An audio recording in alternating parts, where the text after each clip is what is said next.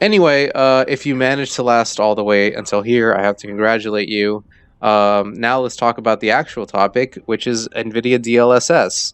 So, Nvidia basically 2 years ago in 2018, I don't know if you guys are, into PC gaming and computer parts and whatnot, but let's just be very safe. So, Nvidia is a company that makes graphics cards. By the way, the Switch also uses a Tegra chip made by Nvidia, and that's why this is relevant. So for the PC market, Nvidia in 2018 came out with their 20 series RTX cards, meaning that I think there were two main things from those cards. It was ray tracing, which is basically, real better lighting, more accurate lighting, and better reflections. It's hard to describe, but it's very nice to see like really beautiful reflections in a video game. I've experienced it and I love it. The other thing is machine learning. There's a machine learning core in the graphics card that is able to upscale gameplay through AI to make a lower resolution video feed, upscale it to an actual nice video feed, and have very low performance hit on the GPU, which is amazing. So basically, you can play a game. I think now with Nvidia DLSS 2.0 or 2.1, one of the two, you can take a 720p output, aka what mostly the Switch outputs to in a lot of their games, and then upscale that with machine learning and AI to 4K, and it actually looks pretty decent. And I've been astounded by this. This is like magic. It's like, real AI put into work into video games, and it makes, a low resolution source into a very nice, high quality, decent quality, I would say, video feed. So I'll show on the screen. I have purchased Call of Duty Black Ops Cold War. It's one of the latest games to use NVIDIA DLSS. And by the way, for COD people out there, I don't even play this game. I haven't even touched multiplayer or zombies. I'm all just single player right now. I'm just really casual about Call of Duty these days. Don't want to sweat no more. But anyway, the point is why I'm showing this right now is because if you kind of see the differences, it's like it looks pretty good. One of them is DLSS on a quality setting, which would upscale to whatever it's supposed to. I don't know if it's supposed to be upscaling to 2K to 4K. I think that's what a quality setting is. But the ultra performance mode upscales from 720p to 4K, which is amazing.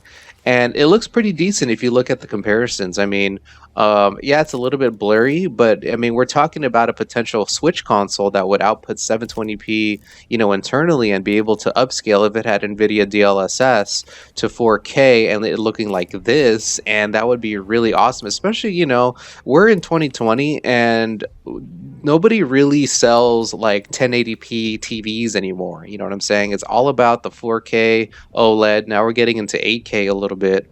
And so that's, kind of the big discussion for Nintendo, right? It's like if your console is super, super weak and everything is blurry, there comes a point where it's like it's a problem now. I know there are always gameplay over graphics, but I used to be like that too, back in the Wii days. I like gameplay over graphics. Now that I've gotten a little bit older, I actually do appreciate graphics because of the engineering behind it and the effort that the developers have to put into, both the engine creators and also the developers themselves. They put a lot of effort and hard work to make really beautiful games.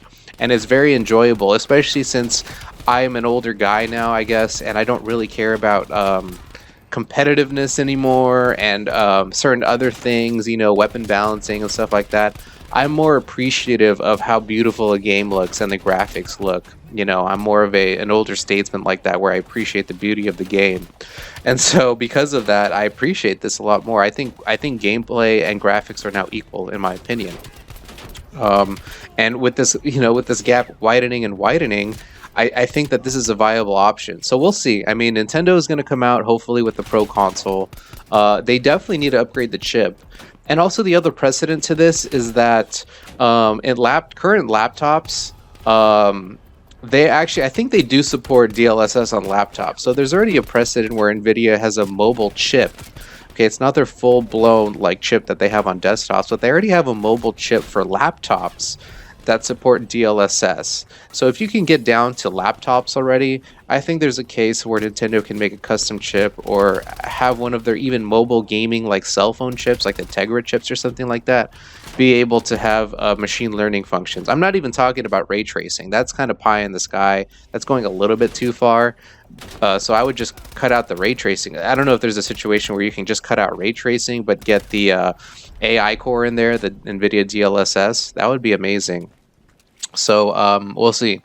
In the meantime, I'll check you guys later. And I hope to be doing some more videos in the future. And yeah, stay safe out there. Peace.